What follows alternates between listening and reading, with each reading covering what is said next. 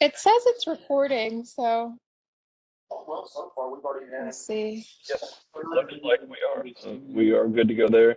Yeah, I'm gonna attempt to stick around. We'll see how my internet goes, but Okay, yeah. thank y'all both. Hope it goes well. Thank you.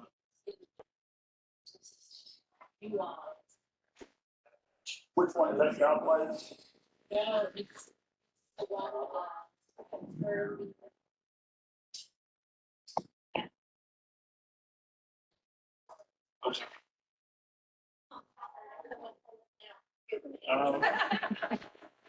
They practicing the Great Freedom, I heard. Every day. Hello. Hi. I bet you got it. I think so, and I should be recording. So you can see the presentation. I gotta keep mine.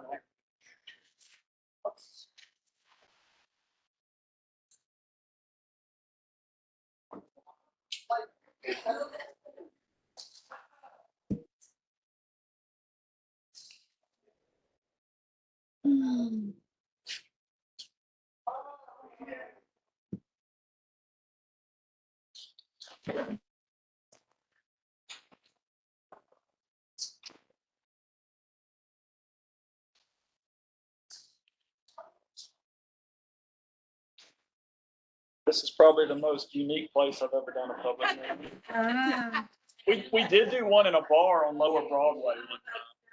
That was a very Nashville experience.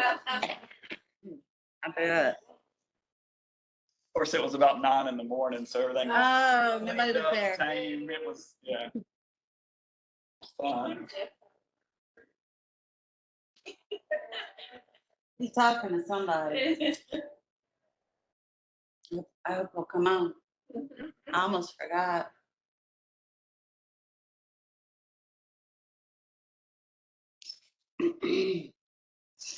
These hadn't been taking a super long time, like 30, 40 minutes or so. Try to get y'all educated and back out.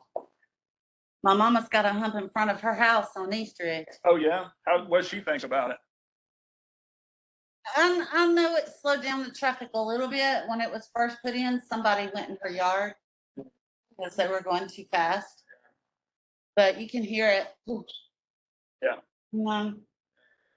It's kind of like the airplanes. It's one of those things you Kind of get used get to. used to going over the house. But some people still fly. Yeah. They're going to try to avoid them. But I think they do help. I think they do help too. It is hard to, you can't get 100%, get everybody down, but. I think it has made a difference. Because they would go down, what's the other street that's before they put the humps down there? Creekside. I think so. One of them, right. Because they said, oh, we don't want to go down the hump, so they go down there. Now they've got a hump, so they just got to slow down. I have people pass me on Eastridge. Had somebody pass me this morning on Fairlane. It's just, I'm going the speed limit down Eastridge, but they're like, they don't want to go that slow. It's too bad. It's crazy.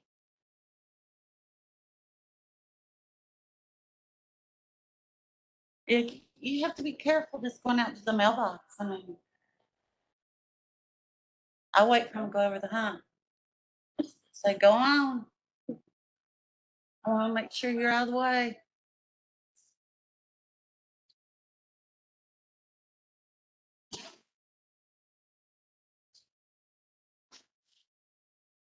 It doesn't look like we have any of us Nobody's on. virtual one.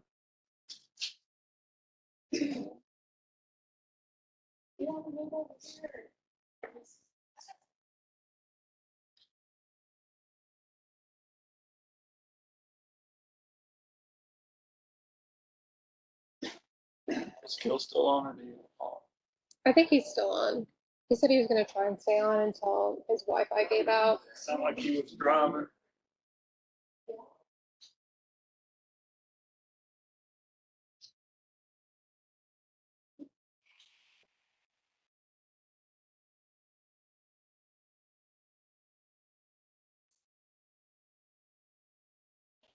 Okay.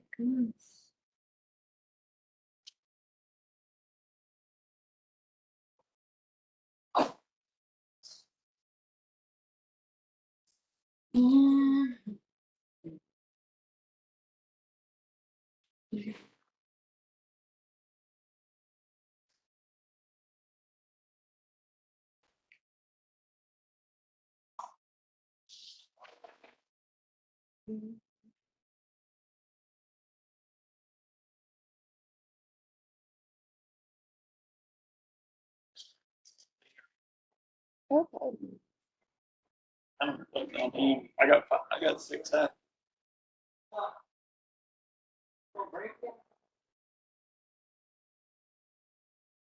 Is there a reason why? Do we need that? I don't know, probably. Let's see. He might be having some extra. Oh, man, I just got a call from a guy. He's on. No, that's okay. That's fine. All right.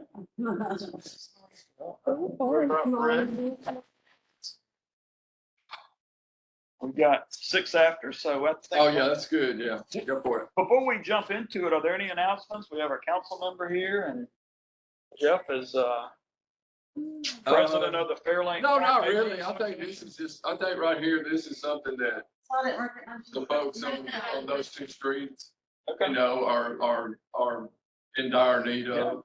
And I think that, it's a good policy, you know, a good move. I think talking with Gil, via email, he explained that Hacker was still available, but that's not something, We'll call him. yeah, that's not something I'm going to initiate. Somebody else needs to initiate. Okay. All right.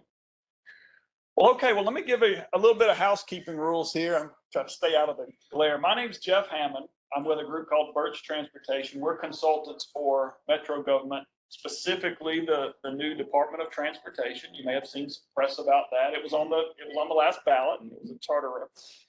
And this is Ariana. She's with a partner firm. We work together on these traffic calming projects on behalf of Metro. We are recording this tonight. This is a dual meeting. We're here in person. We're also online. I don't know if anybody's joined us, but whether they have or not, the good part about that is we can record this. So if you get neighbors that heard about it, say, hey, I'd like more information, we'll be able to provide them with this link. Do you think I need to stand closer? Do you have any idea if I think, let me just at least move it over here for now. Maybe I'll be a little clearer.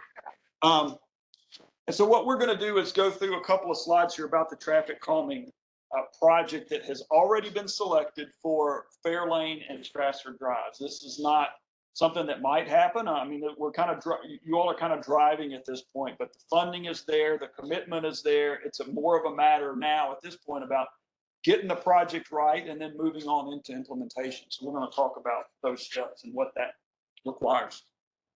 A little bit about the traffic calming program itself. We sometimes talk about it in terms of the 3 E's. Sometimes you hear this in terms of a bigger safety conversation that we're having right now in Nashville about 3, 4, 5 E's, depending on how you talk about them. Education is a component. We'll look at that one countermeasure that we have in just a second about that. Enforcement's a big one. We always get requests. Can't we just have MNPD and a cruiser sit down there and write a few tickets, and wouldn't that help? And I think the answer is yes, it would, at least for the time that they're there. But we know that impact goes away just about as soon as the officer drives away. But the bigger issue there is we know they're very busy. They don't have time to make traffic enforcement a big part of their day-to-day activity. So where we come in is the 30 is the engineering component. This is an infrastructure project. We're working in the right of way, and that's what NDOT, that's what the Department of Transportation does. We have a jurisdiction over the public right of ways. Come on in and get comfortable. We're just getting started. Thank you for joining us. No problem. This is a program that's geared toward residential streets. You know, even in this area, when we look at the ends of Strasser, the ends of Fairlane, we start to get into some commercial land uses. We'll look at that here in just a second.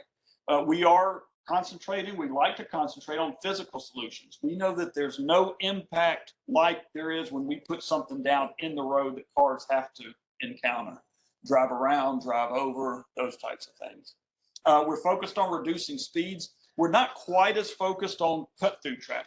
We're not really trying to lower the traffic on your street as much as we're trying to just get it to go slower and behave itself. The reason we don't really try to force it is because it's got to go somewhere.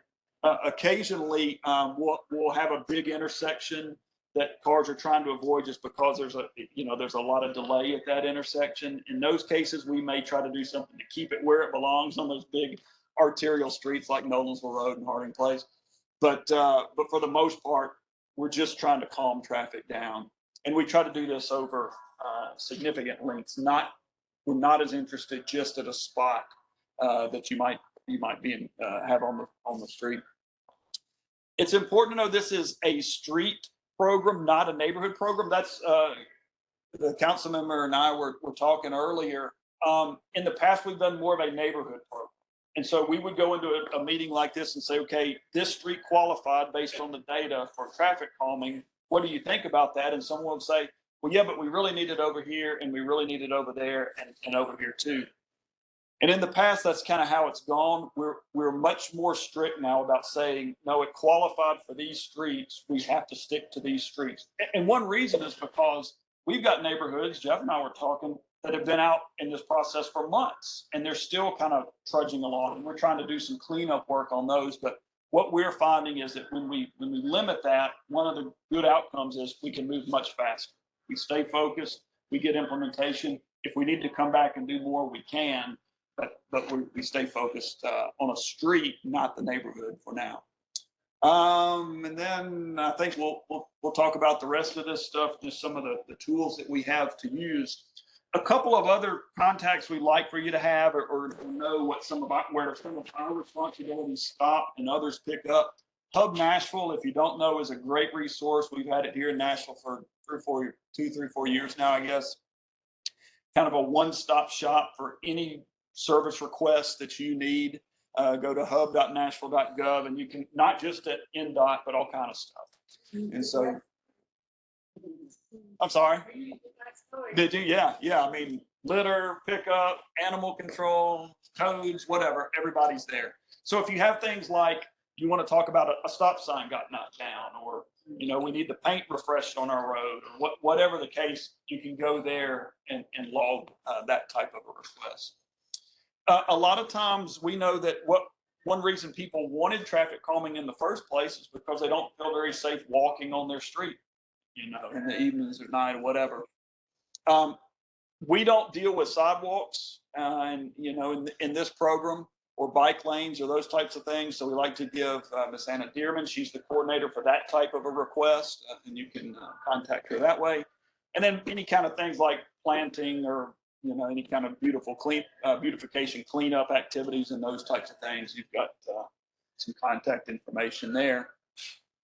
So, but we stay focused on traffic calming, and it is a very high demand, well-loved program, and the council has been very good in funding this consistently now for the last few years, and it shows in the applications that we get. This past one that you all were selected out of, we had over 400 streets just like these two that said, hey, we need some help.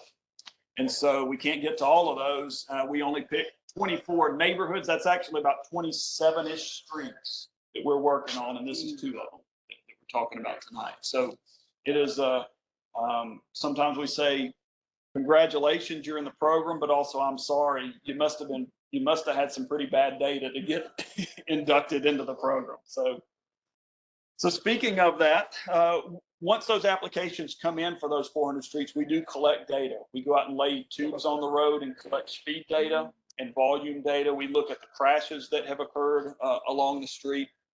And then we also look at things like the presence of sidewalks or the lack of sidewalks, the presence of schools or parks or like we are now, some shopping opportunities, things that people may want to walk to. And so we roll that up into a score and we look at what are the top streets that need some assistance. And so Fairlane and Strasser both rose into that top 24, 25 neighborhoods to look at. These are the streets that were requested. We have Jeff Sexton here as the president of the Fairlane Park Neighborhood Association, who actually filed the application. And we'll look at this in just a second. This isn't exactly, I don't think, what was requested, but we'll clarify that. We know that. So, but Fairlane and Strasser are what we're working on. Creekside Drive is also in there. We're not working on that, but you may remember Creekside got traffic calming a few years back. So it's got speed humps on it now, and it's got a traffic circle and so forth. So a little bit about how these streets lay out. The two blue ones, you know your neighborhood better than I do, but the top one here is Fairlane. The bottom one here is Strasser. The big one running north-south over there, of course, is Nolensville Road, and then you see Tusculum Road here. Packard, I know, is a topic of conversation. Creekside's way over here. What the application, as we understand it, really requested was where you see these red circles was always stops. Always stops there. Well, all four legs have to stop, all three legs have to stop. We get that request almost every meeting we go to. People say, can't we just get, a four-way stop? Wouldn't that solve our problem? It might help in those locations. Sometimes it will. Sometimes it'll actually cause more problems because y'all all know stops that, people just, and we also hear this at about every meeting, stop sign, everybody just blows through that stop sign. So it's kind of a double-edged sword, but this is not a program where we can do always stops. That requires a different type of analysis. There are some federal guidelines that the city has to follow in terms of traffic volumes and those kind of things. There's also a board, the Traffic and Parking Commission, that is mayor appointed. I mean, it's an official metro board that has to approve those. So those kind of go in a different track. So we don't look at always stops in this program. But what we did do was take the application and kind of surmise what was being requested and looked at these streets, Strasser, Fairlane in particular, and found that the data did warrant the traffic calming on those streets. Packard Drive is a little different because it's classified as a collector road. You may remember on one of those earlier slides, we talked about local streets in residential areas. Well, this is certainly a residential area, but these roads, all of these roads out here are classified by the planning department as local. That just means they have a little bit less traffic. They're intended to go slower. There's more houses along them. Collectors, kind of like the name implies, are meant to get you somewhere. Connect all of the local streets to collect all that traffic and get it out to an arterial. Tusculum is an arterial. Just shouldn't be doing it at 100 miles. They shouldn't. I totally agree with you. But it does have a higher speed limit. They generally do. And they have higher volume. So right now we're not working on collectors. Okay. And that's So really, even if you that's put really in a bad. request, it's gonna get denied automatically. Well, I would put in the request. I would tell you, Through yours? yes, Through through us if you want traffic calming, which I think you do. There's nothing wrong with asking for a study for an always stop at these, and then the traffic group can take that and look at it. And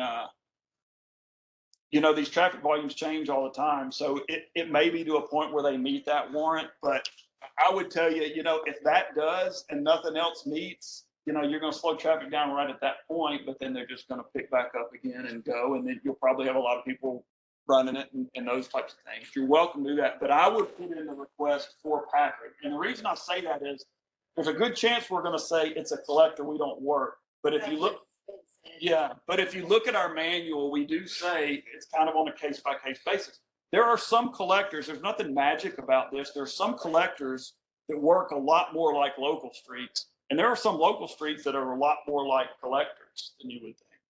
So, I would put in the request. We can take a look at it, but by and large, it is, we do when we got 400 streets, we try to limit those to those local residential streets. Packard, yeah. Fast one. Very fast. That's going. Even after it got lowered to 25, you know, from 30. You didn't see a lot of difference. No, I'm saying, yeah, oh, I saw more people passing me. Oh, yeah, yeah, because some people start Because they're not doing gonna the speed go limit, slower. some don't. Uh-huh. Yeah. Hey, Councilman, come, feel free to grab you. Well, we may have a couple of seats if you want, if you're, whatever you're comfortable with. Yeah, no, that's true. And that's fair. And so when we've made this, this analysis, we're using the new speed limit. And so it's kind of put these two streets in a little bit higher classification, because now we're measuring it against 25. And if you're, whatever you were, 38 or whatever. 30.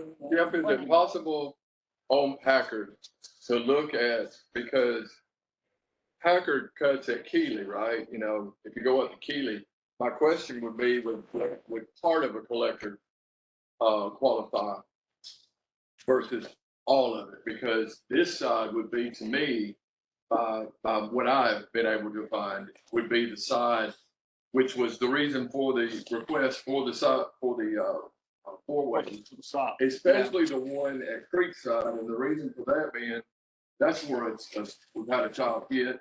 And also that's a bus stop. So, and when I talked to Mac, of course, they did the data and said it didn't qualify. So when, you know, what you're telling us is that there's a possibility. And my thought process. How long ago was that? It was last year. I mean, if it's last year, probably it's going to be the same. Okay, yeah. And my question would be, I think anything, because Packard has had an enormous amount of wrecks. Some I probably, and I don't, the people that live on Packard can tell you more, but there are probably more non-reported accidents than are reported on Packard because everybody wants to leave before the police get there. So right there where Fairlane comes to Packard. Yeah. You see We that had one- guardrail was You had just one right above- across the street from you, right? You remember the one that was upside down? Yeah. So my question would be, if I was doing that, that's what I would request, is from Keeley down. As because I think the likelihood of something there might be better than nothing, you know? When they come up that hill at Keeley coming down, I mean, they're flying.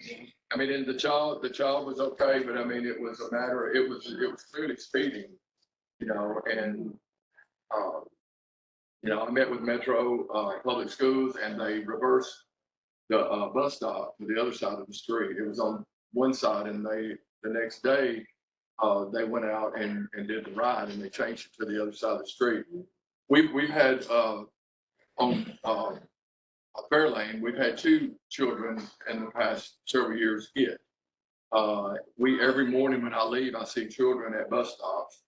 And I think that this is probably something that, the people on Packard, I mean, on Fairlane and Strasser have absolutely begged for several years because they're in direct proximity to this. So, you know, I think that would go far. What you're saying is it's actually slowing down. Yeah, I think it will. And, you know, who knows, some of that impact may carry on the Packard. It may not. But the other thing about go ahead and then requesting it is, at least then we get that data. And we know, you know, how fast is it? What are the crashes like? Something. Yeah, and it may prompt the department to look at something from another program. I know that we just changed the. Right. So is there?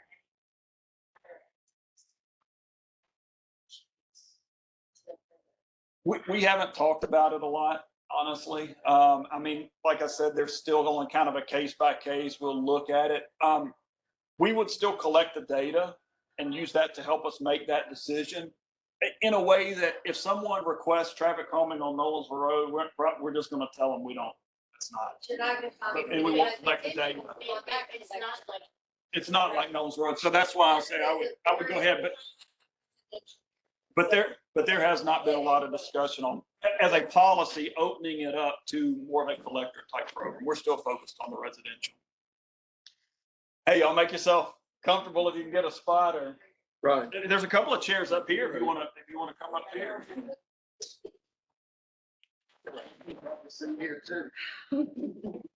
We hadn't gotten to the good stuff yet. We're going to show you the plan here in just a second. So a couple of things, some tools in our toolbox we like to go through are speed cushions. This is probably like 90 plus 95% of what, when people think of traffic calming, this is what they think of, and this is what they want. And so we use these an awful lot. We're going to use them here. We'll show you that in a second. Pictures here show a 3 cushion pattern. We also do 2 cushions. It just depends on the width of the road. And the reason for the gap is like you see in the picture on the right, it does help with some emergency vehicle, larger truck access issues.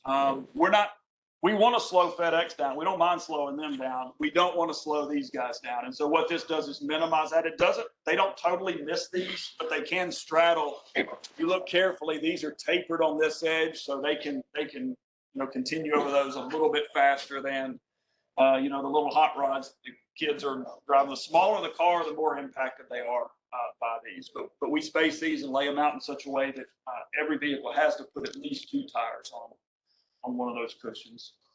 Signage and marking, we talked earlier about education a little bit. This is sort of an example of that where, we want to be sure first and foremost, people understand that there is a speed limit and what that is. That doesn't mean we mark every single street. There's plenty of streets that aren't signed, but making sure that information is out there. So to that effect, sometimes we'll use radar feedback signs. Those are usually more on the busier streets where we don't want to put something raised and there's just too much traffic or whatever. We can. We don't use them as often. They're kind of a maintenance issue. Plus, we're still looking at the long-term effectiveness. They'll be effective over the short term. And in fact, there's another program as part of traffic calming where you can get the trailer brought out and they'll set the trailer up. I only got one after a year. Yeah. Yeah. It worked for 3 days. They came and hauled it back off and legit. Okay. They usually Parked my neighbor to the right, bigger than his yard, so that's my yard's kind of harder. That's where it was. We were so excited. 3 days. That's about what they don't stay long. They come and then, yeah, you're right. They're supposed to come back and do kind of a 2-cycle method. But anyway, so, and then striping sometimes, those have been put in probably the closest to you is on Blackman going down the hill there. I'm sorry. My kids think it's mind control. Yeah. No, it was a trial effort to try and do something just to bring awareness to the fact that you're coming up to, kind of a high speed area or this crosswalk or something like that.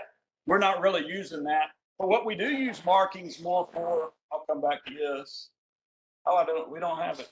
Is sometimes to visually narrow the road. Sometimes we'll put edge stripes or something to make the road look a little narrower. There it is. Yeah, I skipped over. So yeah, we know that the wider the road and the further the houses are set back, the tendency is to go faster. That's why a lot of our traffic calming neighborhoods are streets like this. They're more suburban in nature than we are like in East Nashville or Germantown or Waverly, where you're really tight and you're in an urban environment. So sometimes we can artificially narrow the road using stripes. I think Fairlane had edge lines and center lines. They're so faded, you wouldn't even really know it, but they were there.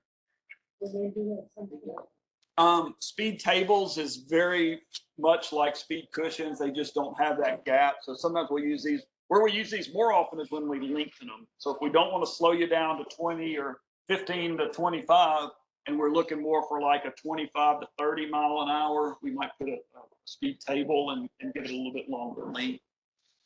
Circles you're familiar with on East Ridge in this area.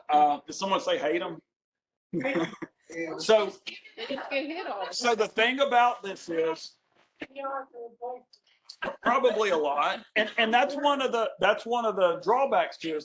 Some of these things have some unintended consequences, and this is one that we found does that. School buses have trouble with them, and bigger trucks. Some people don't know if I'm supposed to go around the circle like a big roundabout or if I just turn in front of it, and so we know there are issues. And depending on the fire truck, they I've visibly seen them have trouble maneuvering the, traffic circle of Keeler. Yeah. So that's why our go-to, what we know works and what we know, what we can guess the best of the consequences that have the least unintended consequences are those speed cushions. That's why we're using those an awful lot. They hold up well. We know they're effective as anything we've got out there. And so that's kind of our go-to. Some of them, it's been done, No, it's plastic. Yeah, yeah, that's used occasionally. Yeah, and those get hit a lot too. There's one left on these. Yeah, sometimes they bounce back, sometimes they don't. Chicanes is just on urban areas where you have a lot of on-street parking. This is a kind of a zigzag. It can sort of be used to recreate parking. We don't use it often either. Certainly not in a neighborhood like this where it would just sort of be weird. Question. Sure.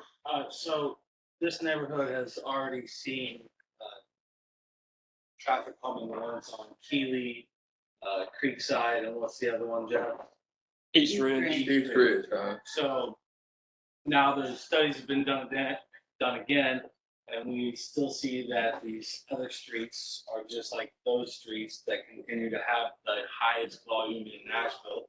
That's how we got these projects funded. Speed mainly, but yeah, the data says So, you need something. because how the speed humps are on that street.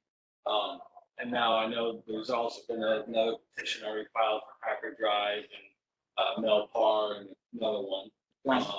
And so what does the data show to help prevent further instances? Is this the best options that we have to help slow everything down? Because clearly it's not slowing it down truly because we still have the highest volume. Yeah, and we talked about that earlier, where the objective of this program is not necessarily to lower volumes. That's almost impossible. Okay, traffic's coming through here because it's just the network. You know what I mean? It's just where the streets are, and so that's very difficult to change in a major way. Occasionally, we can stop or run around if they're trying to avoid one intersection or something. But what we try to do is slow it down on that street. We would not have expected when we put speed cushions on Creekside or Keeley or any of those, we would not have expected traffic on Fairlane to change. I mean, these are really, we have to really calm one street at a time.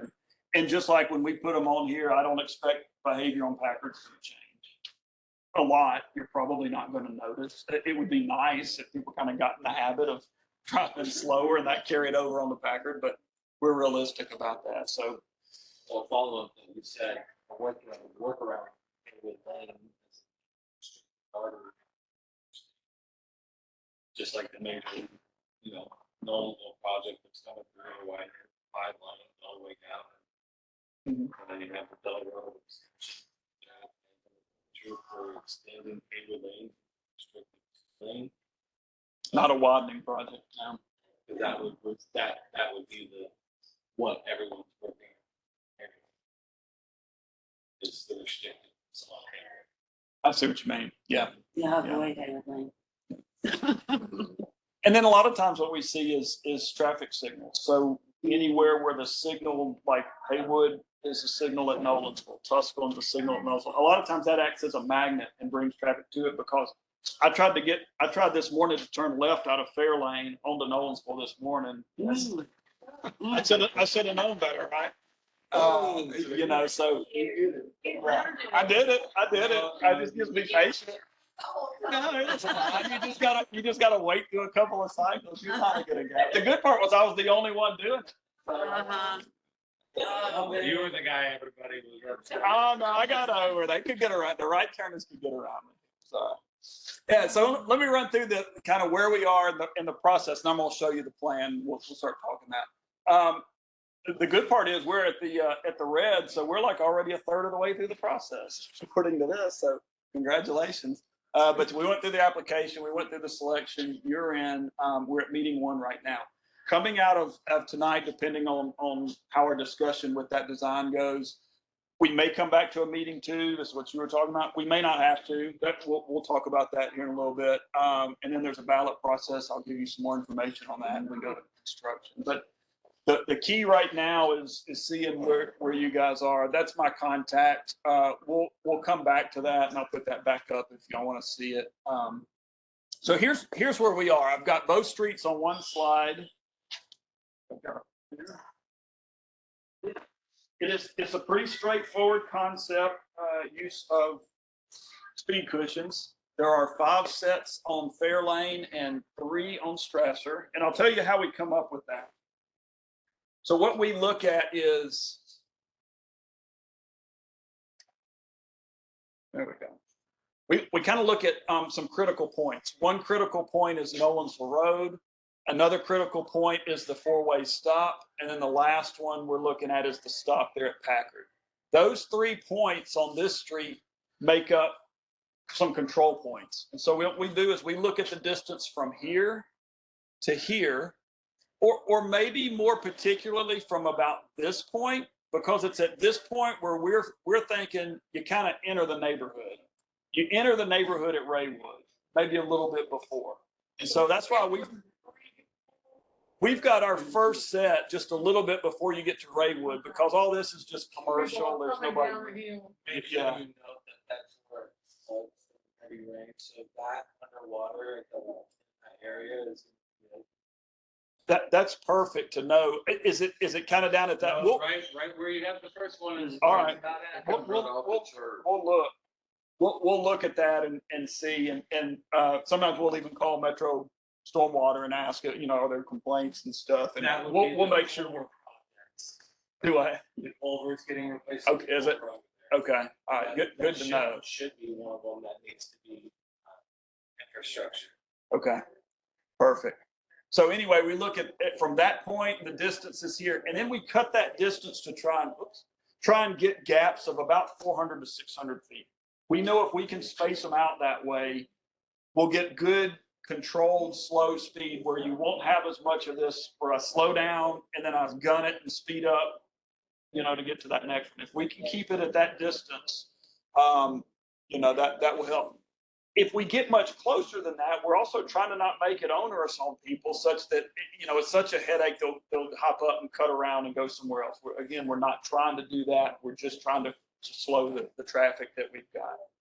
So we're looking for 400 to 600 foot spacing. We can get that in these 5 sets. And then as we start placing them, we haven't gone to this level of detail, but when we start placing them, we do look at a couple of other things. We're going to avoid grades, significant grades. We'll measure all of that. I don't think you have any on either of these projects, except for as you come down to Packard.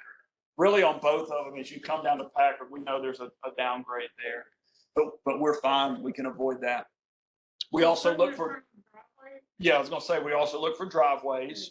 15 feet is as close as we will get. I don't think we're going to have any problem here. Your driveways are spaced out. Sometimes we do. In very dense areas, it's hard to find a place where we're not in front of somebody's driveway. Yeah, you don't want to do that. And then horizontal curves, you don't really have any of that either. So we want to make sure people can see them, that they can slow down in advance, that they can, go at the slowest point over them, and get back up to 25 miles an hour. So they will typically go slower at the point of the cushion. That's not surprising. 15 to 20 miles an hour is pretty typical, and then they will speed up some, but then, about as soon as they get up to 25, they're thinking about the next. So that's how we have them spaced. These numbers here are addresses. So roughly this is about where they would go in terms of an address of where we're thinking. And that just gives us good spacing. Strasser's the same way. We have the same kind of control points here that we're looking at. And again, we just have one from the always stop to Packard. Again, that last part is kind of a curve there. It's kind of a downhill, but we think this will be very effective. It lays out well.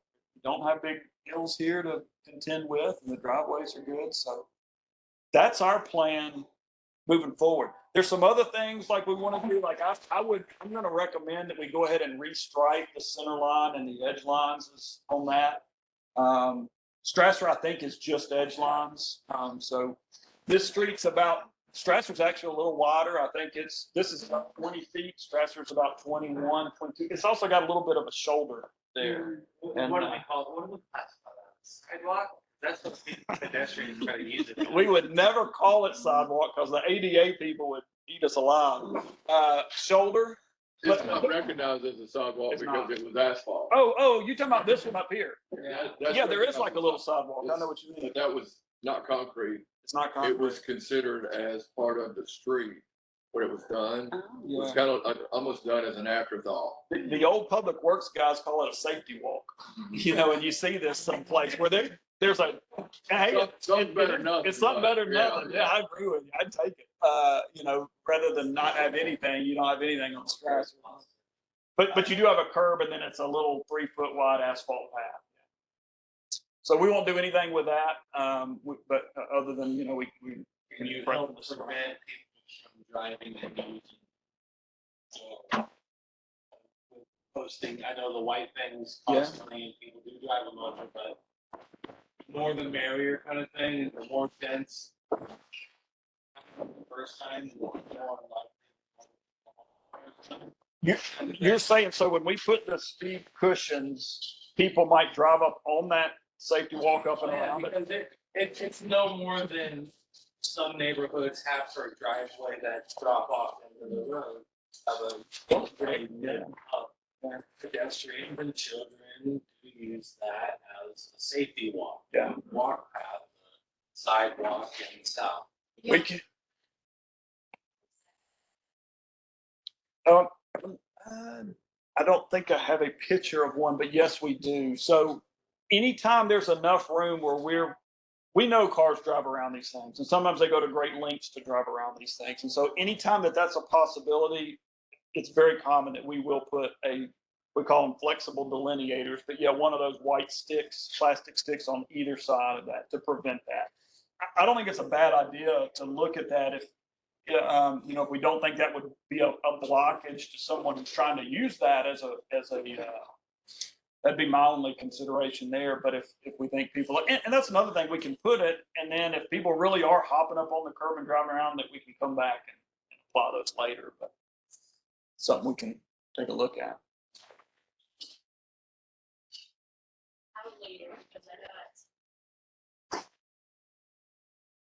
I don't think that will be a concern here, but I couldn't give you.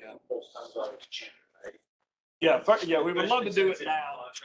I guess we could do it the other way, Council Lady. We could put it now, and if it causes a problem, come back and take it out. I guess we can do it that way. I agree. I don't think it will be. But you know, is there someone using a wheelchair that would present a real barrier to? I don't know. It's not an ADA compliant pathway now, but again, something better than none, somebody may be using it. I'm more talking along the speed bumps and those direct locations. That'll help with visibility, especially up the main road. Okay. Because there's not great lighting through there. So that's a good point. And one other thing that we don't show, it's a detail we don't show here, and that would be signage. So NDOT is very, I would just say that they're very aggressive in their signage. So anytime that there's a cross street, they want to be sure that if you come off this cross street, you're going to see a sign along with the calming. So there's going to be signs. You got a lot of cross streets, so there's going to be signs at, I guess, every one of these locations. There'll be a sign in both directions. So they're going to be very visible. And that's a good thing because it's going to prevent people from driving around. That's mainly what it is. In those direct locations, just helping prevent people from using that safety access. Yeah. In some of those streets,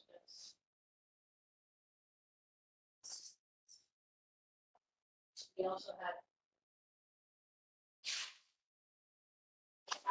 so they are able to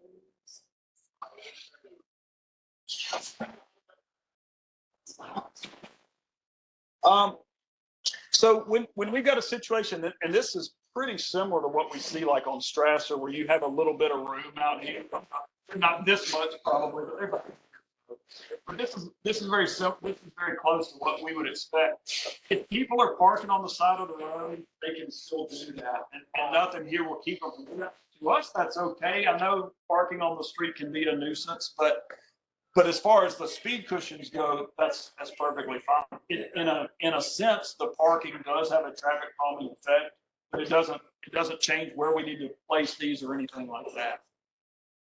We put these on Park Street. If you go back to the neighborhood diagram there, what stands out to me is that we actually have 2 4-way stops that are going to give us a chance to put that. Because they're going to have to come to a complete stop, which will help, as opposed to when you go to Keeley, you don't have that. Mhm. Oh, you have so it's a variation that we do have those 2 4-way stops. And that's why we don't put cushions right up on here. We don't treat like that like it's nothing. It's a control. You're not getting as far as That was one of the things on the East Ridge project. That was not a 4-way stop. Pretty sure I'm correct in that one. So when they put the circle in, that was different. Here it is a 4-way stop, so we wouldn't suggest putting a circle in the middle of that. It's kind of redundant. Yeah, it'd be a disaster. Any other comments on that? Are we close? You feel good about it? right? All right. So ballot and vote. A little information on that. Some of y'all did not get a card. I know that. Did others get a card about this meeting? Nobody? Do y'all live on? I'm in Strasser, but I'm in it. Okay. Okay. So the reason I ask is because when we ballot, we're going to send the same type of a card out to the same folks. Now, here's who we're sending cards to. Pretend like this is our street. We're sending a card to everybody that lives immediately on the street. We're not sending it to these people that even though you have to drive on this street to get to them, we're not sending it. We're only sending it to call people that have share the right-of-way line on the street. So that's on Fairlane and Strasser. Yeah. So here's the other thing. We send it to the registered property owner's address. I don't know if that still should have gotten there. We're balloting a neighborhood now, and when we put these cards in, we're putting 150 cards in the mail sometimes, and so we're getting some people saying, "Hey, I didn't get my card," and I don't know, lost in the mail or whatever. I mean, we do the best we can. So if you don't, when we go to a ballot, if you're not getting one, you can let us know, and we'll be sure. But when you get that card, ma'am. Yes, ma'am, there is. So when you get that card, there's 2 ways to do it. There's a QR code, which I didn't use these until COVID, and you went to a restaurant and you had to scan it, get a menu.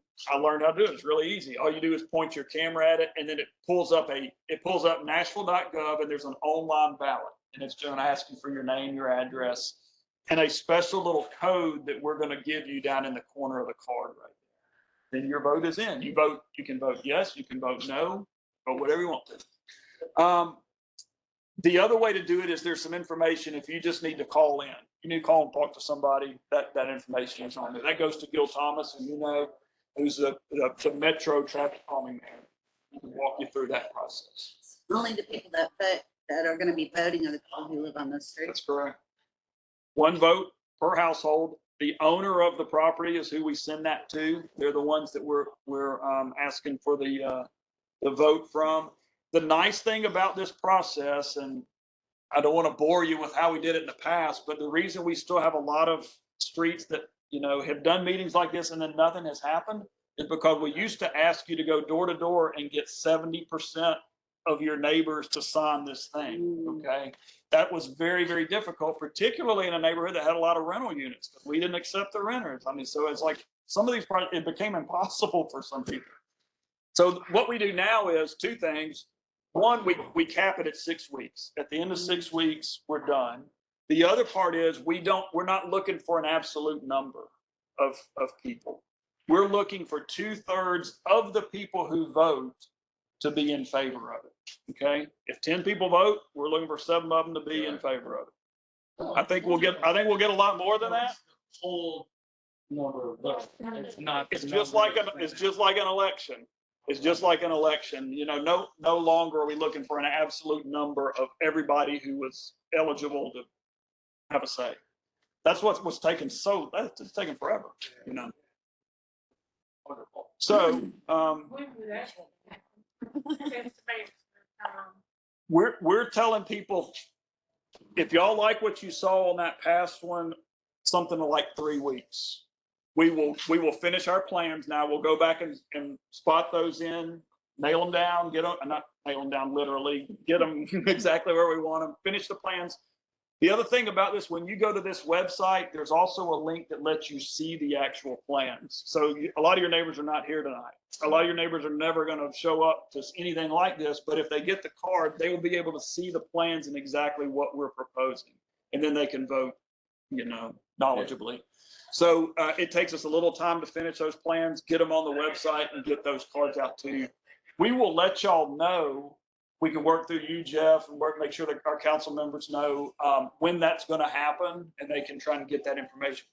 We don't want y'all to totally be hands off. We find it helpful as a neighborhood if you're still talking about it, neighbor to neighbor on next door, saying, hey, remember to go vote, you know, because if we just send the cards and it's silent, we're not going to get a very good feedback. If y'all are talking about it and spreading that message, that's what we're seeing, you know, gets a lot of people engaged.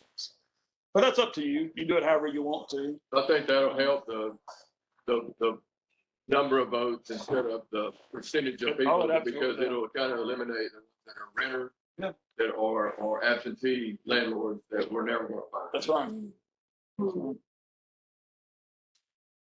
That's all I've got. What questions or anything, comments have you had? Well, thank y'all. I'll go back here. Feel free to stay and talk, ask questions if you want to. If you need to run, absolutely. I'm Jeff, and then you've got Gil. Feel free to contact either one of us. Absolutely. Any questions you have following up? Thank you. Thanks for coming. Absolutely. What about it? Oh. You made it.